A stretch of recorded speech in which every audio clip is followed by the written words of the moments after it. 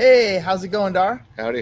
Good. Yeah, Valley Vibes number 18. 18, Yeah, man. we had so 18. many. It's been a year. Our first episode was a year ago. Was it really? Thanksgiving edition. Yeah. I didn't know Yeah, that. So I know, the first yes. time we did a pod was a year ago? Yeah, this is our 18th one. So well, congratulations. They say most of the time people give up after like 2. Really? Yeah. So we made it to 18. Made it to 18. Cheers, man. Cheers. I didn't bring a drink today, but that's all good.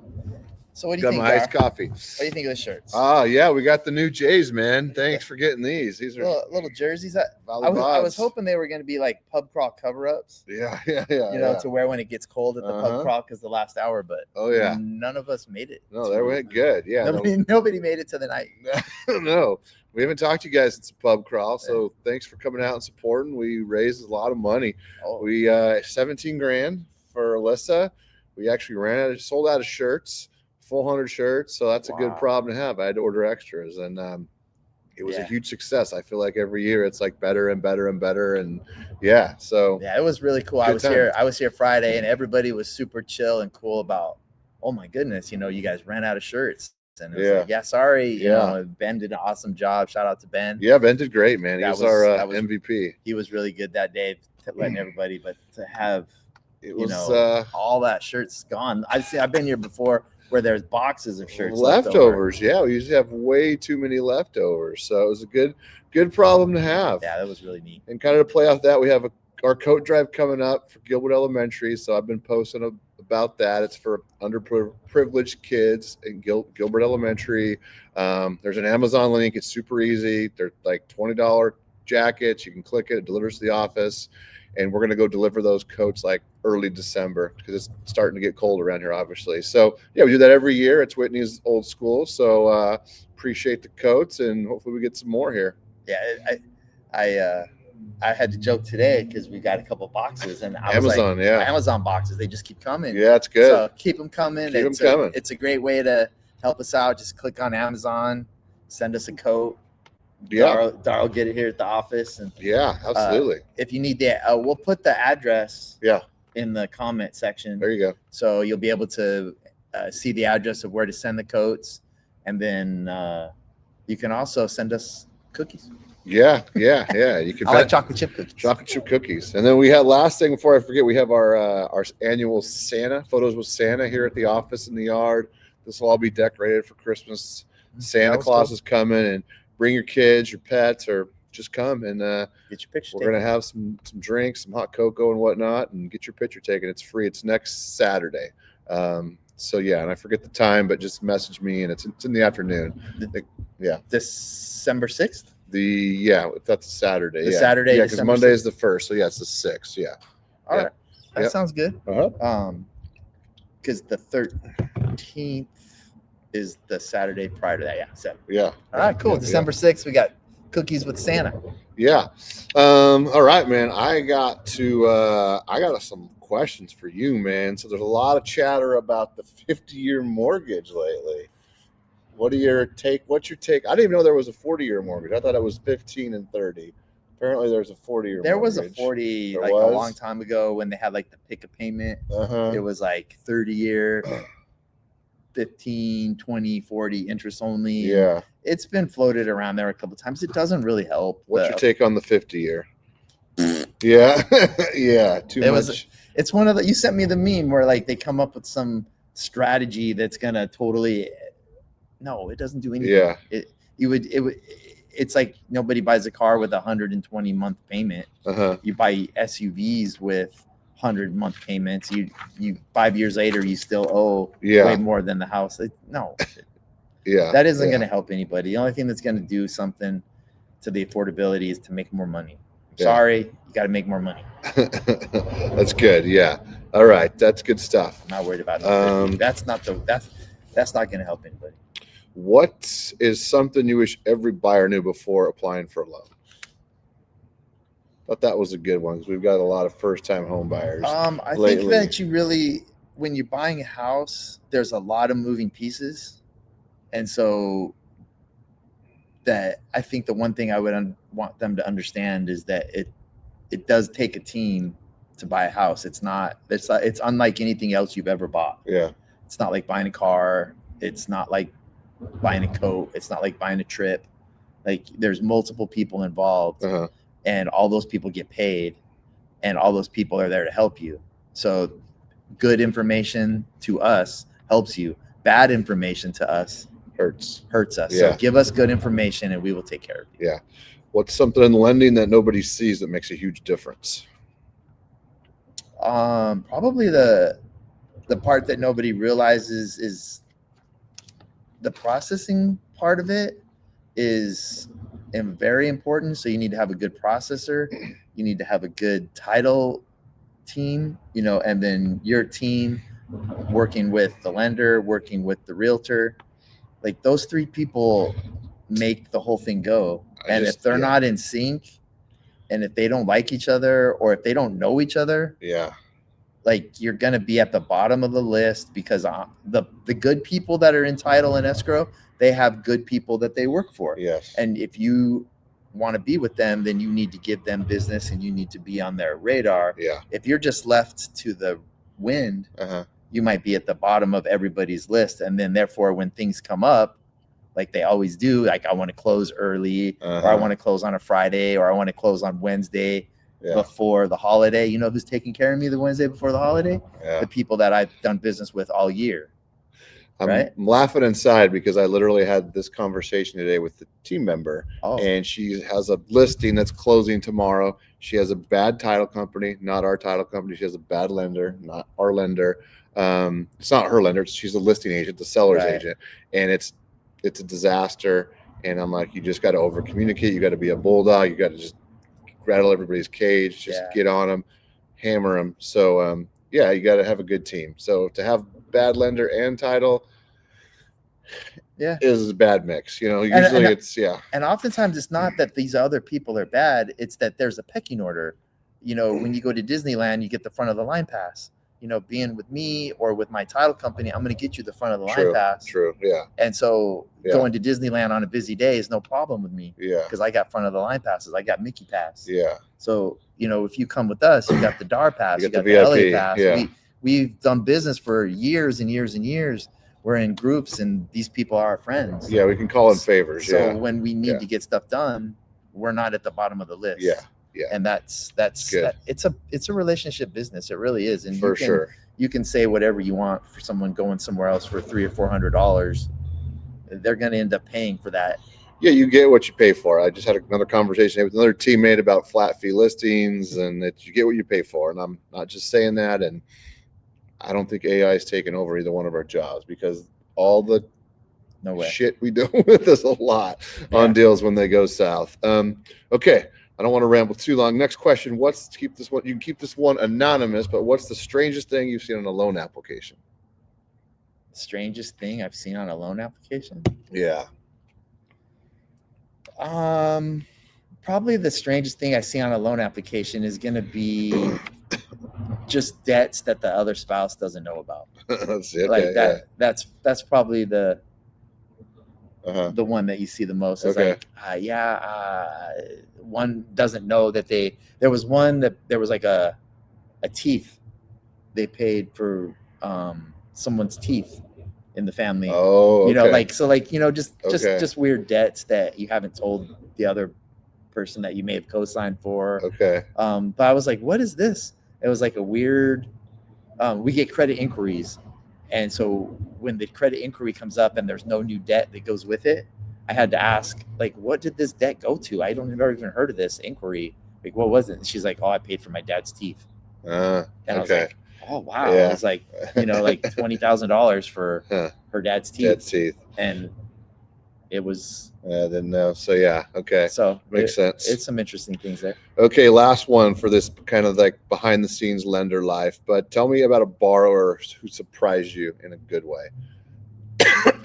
This is an easy one. I've had multiple people in the younger generation that doesn't know what they're doing come to me with great loan applications, great credit scores, great questions, and really some of the best clients I've ever had, because they've done the work and they asked questions and then they believed me and they trusted me. So it's so strange. Sometimes people don't trust me. They come to me with like 5 layers of referrals, and then they still question everything I'm saying. And it's like these younger people have been so good. They came with legit questions. They had all their stuff in a row. Nice. And like the younger generation, the ones that are doing it, they have their stuff together. It's good because I feel like there's a lot of hate on the younger generation, and I haven't really seen that. Dealing with first-time home buyers, they've got their shit together. Yeah. I mean, maybe because we have kids in that age, and we're hoping that some of these 30-year-olds, I hope my kids turn into be some of these 30-year-olds. Yeah. There's some really good kids. Yeah, for sure. That are absolutely that are buying houses and setting themselves up for the future. Yeah. To be family oriented, I guess. All right, I'm going to move on to some little local Arizona questions. What's your favorite underrated neighborhood in the East Valley right now?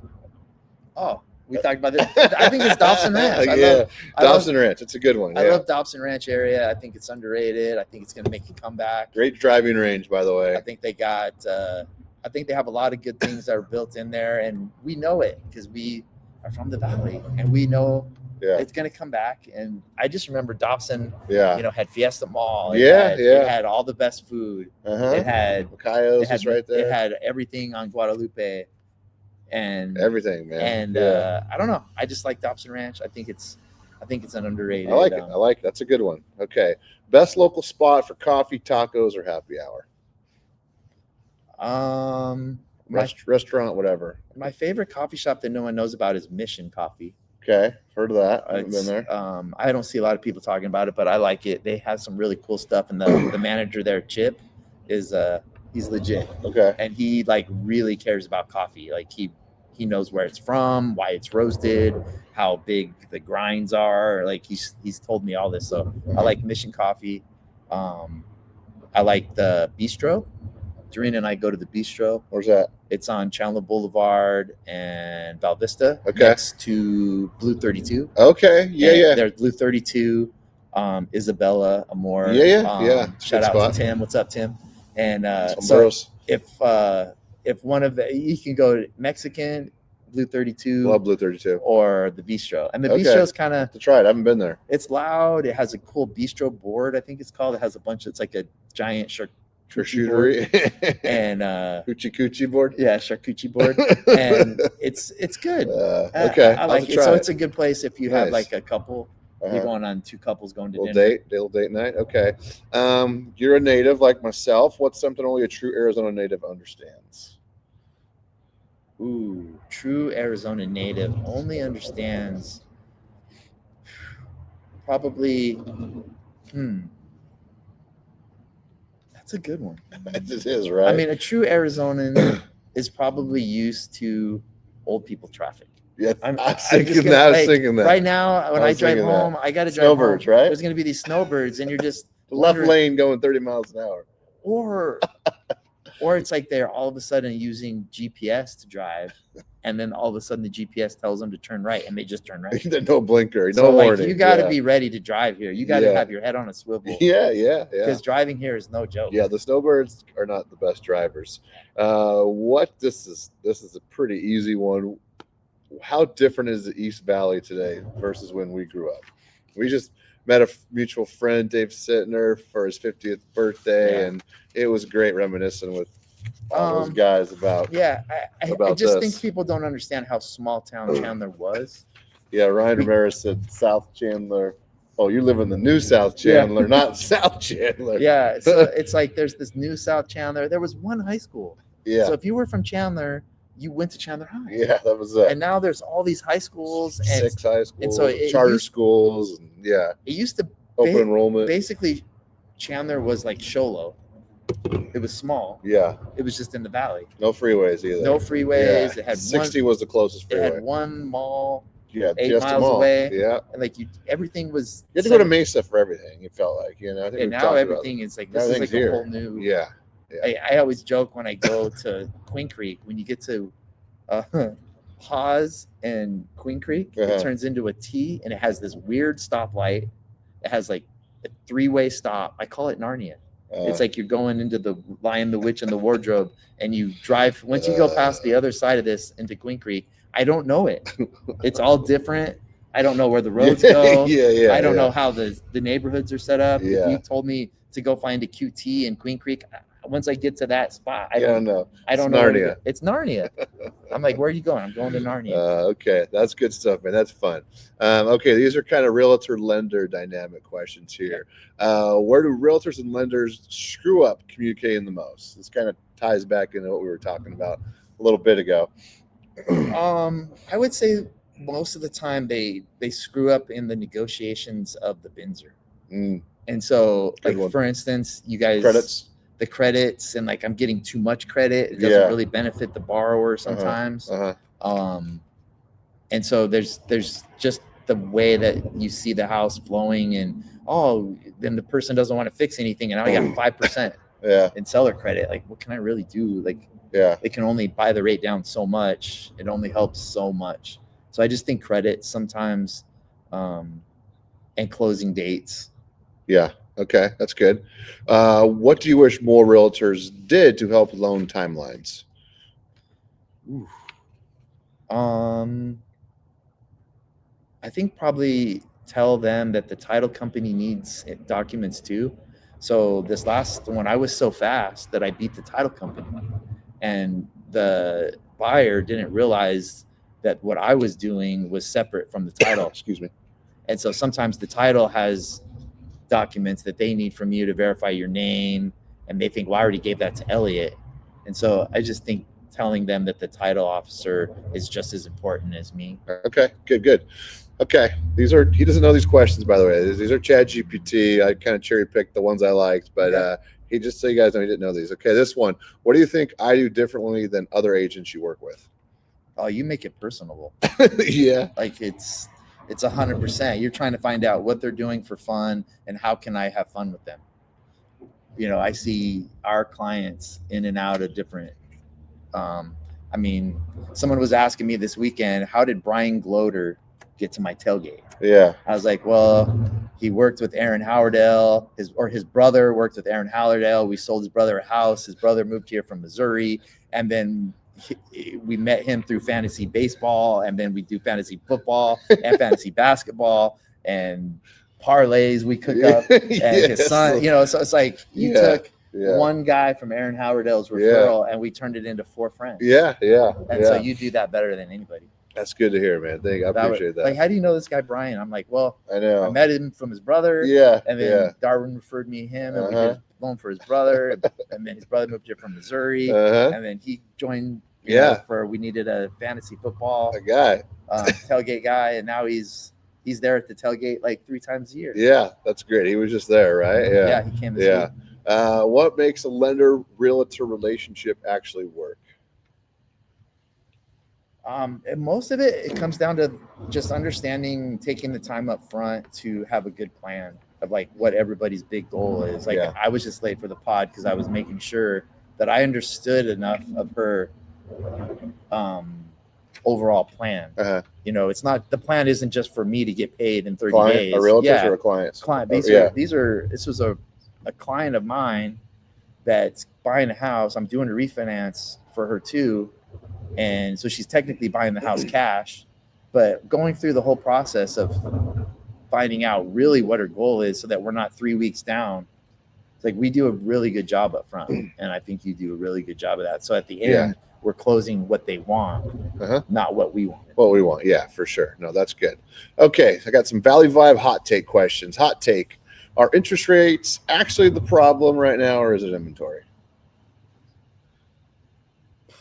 It's interest rates because inventory is overpriced based on interest rates that are no longer available. Yeah. So something has to change. Either interest rates got to come down, values got to come down, or people got to make more money. Okay. Hot take number 2: are buyers too picky right now? I don't think they're too picky. If I was gonna jump into this market, I would make sure I get what I want. Yeah, I agree. So I don't think you should. You should be picky for sure. Okay, last one. Hot take: do sellers still think it's 2021? Sellers? Yeah. Yes. Yeah, because they remember the prices of what their neighborhood sold when interest rates were 3%. Yes. Yeah. So multiple offers and waiving everything, and yeah. So if you want to do that, you got to raise your, you got to lower your interest rate. Yeah, lower your interest rate. Yeah. So all right. Well, a few more personal and fun questions. What's your most embarrassing moment in the field? For me, my most embarrassing moment. Yeah. Whew. I would say it's probably when I became a broker. I didn't understand a couple of the ways the different fees structures were going to go. And I did a loan for free. Yeah. Like I literally didn't make any money. I was like, okay, hey, good for you. You got whoever you were. I don't remember, but they bought a condo and I put the fee in the wrong spot. Oh shit. Okay. And so I didn't get any money. I was like, oh, that sucked. I haven't made that mistake again. Yeah, I bet. Once a one and done. What's one hobby you're terrible at but love doing? One hobby I'm terrible at? But you love doing it. One hobby I'm terrible at. For me, it's golf. Yeah, I wouldn't necessarily call that a hobby. I would say I'm still in process of I don't know that I'm terrible at anything. That's good. I'm trying to think of what I'm terrible at. There's probably something. I'm probably not good at yoga, and I enjoy doing that. Yeah, okay. So that's probably like some stuff like that. I'm probably that's a good one. That's a good one. Yoga's tough. I probably have a bad habit of like thinking I'm still 30 or younger, and trying to do things and I'm all broken. But first big purchase you made once you started making money. My first big purchase was anything crazy, stupid, or fun, or whatever. No, I just have a thing for shoes. Shoes, yeah. So if I have a monthly goal, and if I make that, get some shoes, then treat yourself. I get a pair of shoes. Nothing crazy. All right, last one. Describe your perfect Arizona Saturday. Perfect Arizona Saturday. There's some of my favorite times are when I've been hiking. So I really wanted to do this, but it rained. I like to hike the South Mountain. And then there's a hillside cafe that I like to go to. Oh, yeah? Okay. So that's pretty cool. Nice. And I've done that. So I think I think Dorina and I like to walk and get outside. And I would say it's probably being outside on this last couple Saturday mornings. They've been nice. They've been so good. So nice. And the rain's been cool. Yeah. So for sure. I think that's probably, you got to be outside in Arizona. You got to see this. You got to see the scene, see the desert. I think that's all right. That's probably it. Nice. Cool. All right. That's all Dar's questions right there. Good job, Dar. Thanks, man. Cool. Thank you. Good. Thanks for participating. I wanted to kind of get some real raw answers there. That was good stuff, man. Good shit. Yeah. What else we got? I wanted to ask you, what do you see as your favorite Thanksgiving meal? Like if you were going to put it down in front of you, the plate, there's 5 sections. What are you putting on your Thanksgiving? What's Dar's? Yeah, Dar's plate, Scott. I mean, it's pretty traditional. Just the turkey, the gravy. I love mashed potatoes with the gravy. I like the stuffing. I know some people don't like the stuffing. I like the stuffing. Yeah, I like the stuffing. My mom would make these really good sweet potatoes. I was just telling her about this a week or two ago. Sweet potatoes, but they were like mashed up and had marshmallows on them. Oh yeah, I can just want to taste them right now, but that and maybe like what a roll, a biscuit, and some salad, and then obviously some pumpkin pie with some whipped cream. All right. So pretty traditional, nothing crazy. I had a little cranberry, I don't mind. If there's green beans or something like that, I'll eat it. I'm not a picky eater, so yeah, I like the old school traditional stuff. Yeah. All right. I like it. I'm pretty picky. Yeah. So yeah. I'm What's pretty yours? much. I get some turkey. Okay. I'll do dark meat. Okay. And white meat. Okay. Mashed potatoes. Yeah. I want macaroni and cheese. Oh, that's good. I know. Yeah. I don't want onions in it, Kayla. My niece put onions in macaroni and cheese. Yeah, that doesn't sound. Yeah, you don't put onions in on things that are unnecessary. Just to sound. I like onions, but not with my mac and cheese. Don't need macaroni and cheese. So I need macaroni and cheese, mashed potatoes, gravy. I love the cheap brown and serve roll. I want the cheap with like 3 lines on top. Okay. And then they break them in half, and then the bottom has to just be barely brown. Okay. Just perfect brown on the bottom, just enough to where it's like firm, but not burnt. Okay. So I don't want a burnt roll. I want it to be nice and warm. Okay. And then for my dessert, I'm more of a chocolate. Okay. So I like the chocolate cake or what? I like the chocolate pudding pie. Pudding pie. Okay. Okay. So that was my grandma would make. Okay. So that's a tradition, Dale. Yeah. And then I feel like you got to play football. And we're playing Turkey Bowl on Thursday morning. If you want to come out, let me know. Yes. Yeah, I feel like we used to play a lot of football. Turkey Bowl, yeah. Turkey Bowl, and so I want to try to play a little bit of that. And we're going to take it easy. Let the young guys, do their thing. We'll just maybe it'd be me and you as all-time QBs. All-time QBs, yeah. Go out for a couple routes, but nothing crazy. I'm not gonna get it. I'm hurting from playing softball. I would try to play softball with Trent 3 weeks ago. It was ridiculous. I play basketball all the time. Yeah. Trying to run sprint to bases is ridiculous. Yeah, it's different kind of exercise. Anytime. Yeah. Nobody ever asked me to go bases anymore. I'm retiring from running bases. Yeah.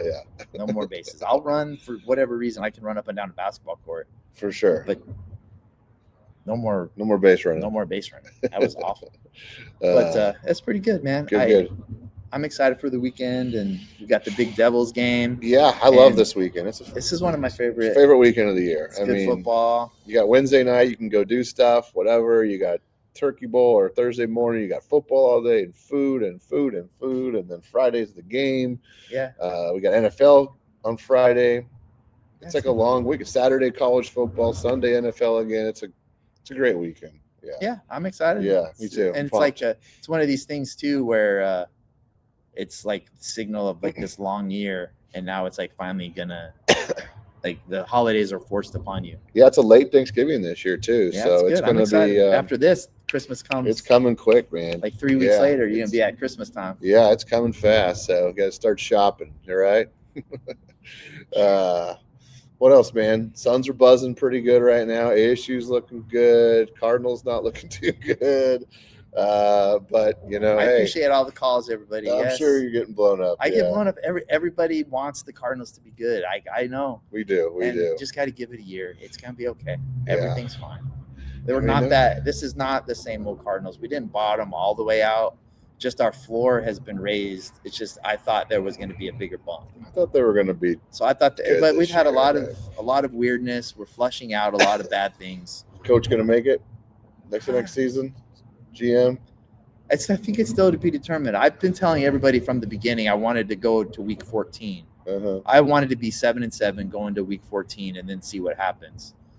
That's always been my goal, is to get to the end and then have a run at the end, not a run early. Yeah. We took ourselves out of all that. So we're not going to be good enough. But I don't, up until the problems, I didn't think it was the coach.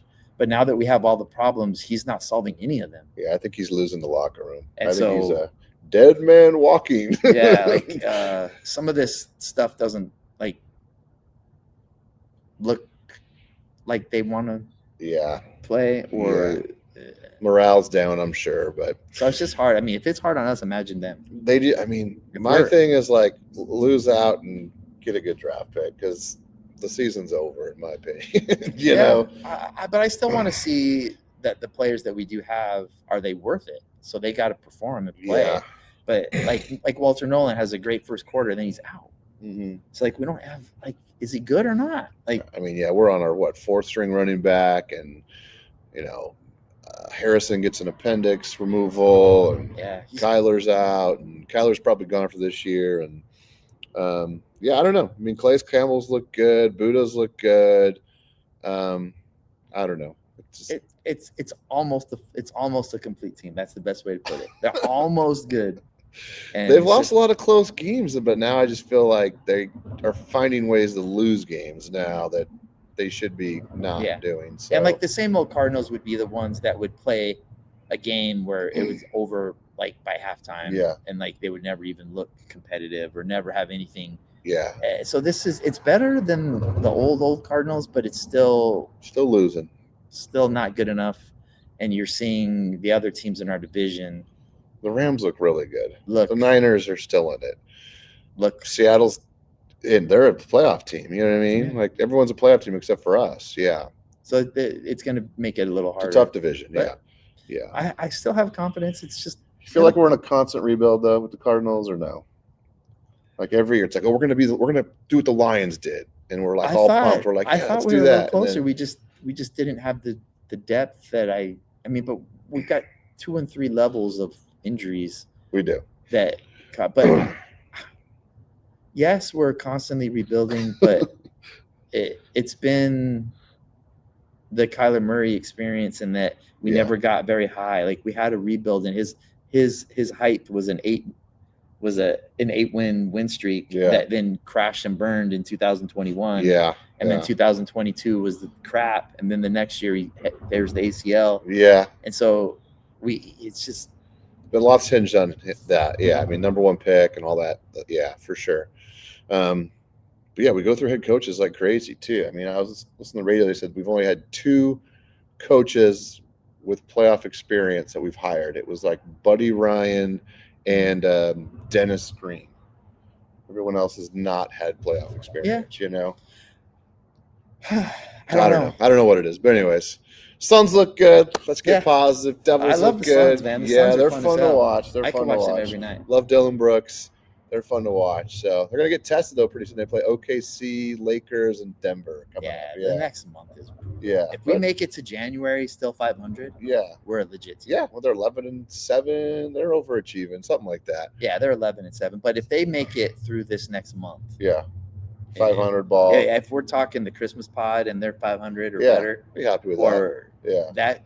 That shows that they played. Yeah. And they're playing really. And he's out. So Green hasn't played. One of their best players is out. So, yeah. And we're a different team when we have Mark Williams. Yeah.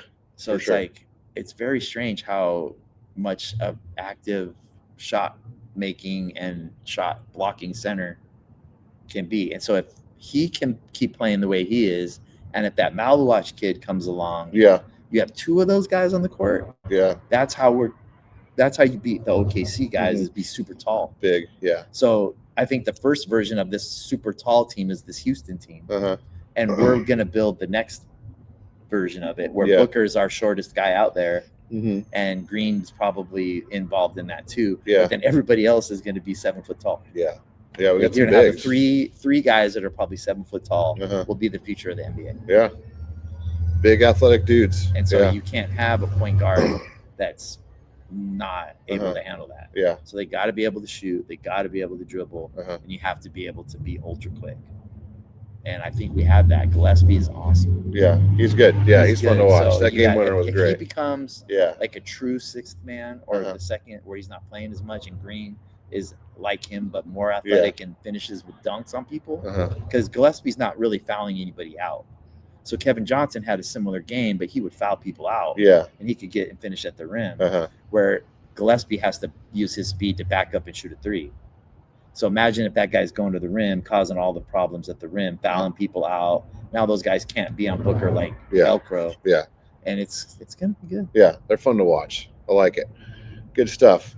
Devils Friday. Go Devils. Beat the Cats. Yeah, big Territorial Cup. Yeah, you never know. And they still got a shot if BYU stumbles.